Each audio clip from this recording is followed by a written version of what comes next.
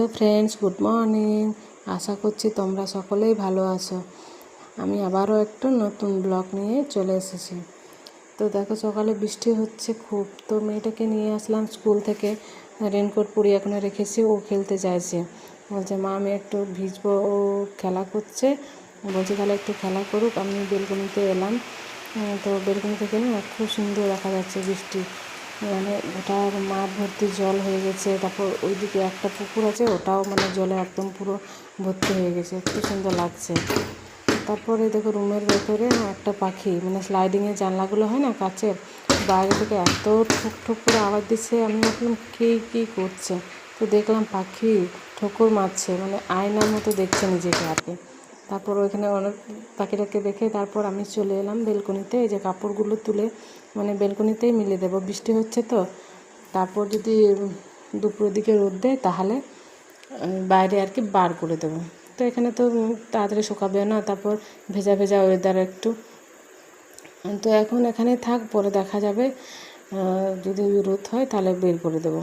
তো অনেকগুলোই প্রত্যেক দিন কাপড়ের স্কুল ড্রেস, তারপর নাইটি, তারপর এগুলো যেগুলো বাড়িতে পরা হয় এগুলো আছে, মানে প্রত্যেক দিন কাপড়টা কাচতে হয়। তারপর আমি চলে এলাম মেয়েটাকে চেঞ্জ করে একটু পরতে। হ্যাঁ, তারপর মেয়েটা বলছে আমি এখন পড়বো না, স্কুল থেকে এলাম তো তুমিও পড়ো এখন। তো ভাবলাম তাহলে আমি একটু পড়ে নিই, ভালোই হলো। তো ও দাঁড়িয়ে দাঁড়িয়ে খেলা করছে আর আমি একটু পড়াশোনা করে নিলাম। তারপর আর শ্যুট করা হয়নি। এটা হচ্ছে বিকেলের ব্লগ, না হ্যাঁ বিকেলে। তো দেখো বিকেলে বাইরে এসেছিলাম একটু।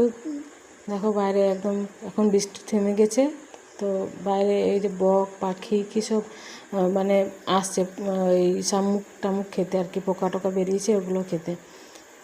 তারপরে এলাম ওই ছাদে সব কাপড়গুলো বের করে দিয়েছিলাম, ওইগুলোকে তুলে নেব। তো এইগুলো অনেকগুলোই ছিল, এগুলো তুলে নেব। তো এদিকে আমি সচরাচর আসি না, মানে বেলকনিতে না হলে ওই গ্যারেজ আছে না ওখানে মিলে। আজকে রোদ দেয়নি, সেরকম বৃষ্টি পড়ছিলো, ওই জন্য এখানে আর কি নিয়ে এসেছি। তারপর রাতে এই আলুগুলো সেদ্ধ করে নিলাম। এটা হচ্ছে সকালে টিফিন খাবারের জন্য। এই আলুর পরোটা বানাবো, সেটার জন্য আজকে সেদ্ধ করে রাখলে কালকে তাড়াতাড়ি হয় আর কি কাজটা। তারপর এদিকে রুটি করব আমি, এই যে রুটিগুলো বেলে নেব। তো রুটিগুলো বেলতে বেলতে আলুগুলো সেদ্ধ হয়ে যাবে। তো বেশি রুটি হয় না আমাদের, ওই কটার মতন, ওই 9টা থেকে 10টা এইটুকু চারজনের রুটি হয়। তো এটা 2-3টে করে যে যেরকম খায় সেরকম খেয়ে নেবে। তারপর তাড়াতাড়ি করছি, ওইদিকে অনেক বেজেও গেছে, রাত হয়ে গেছে পড়তে পড়তে না। অনেক টাইমটা কখন যে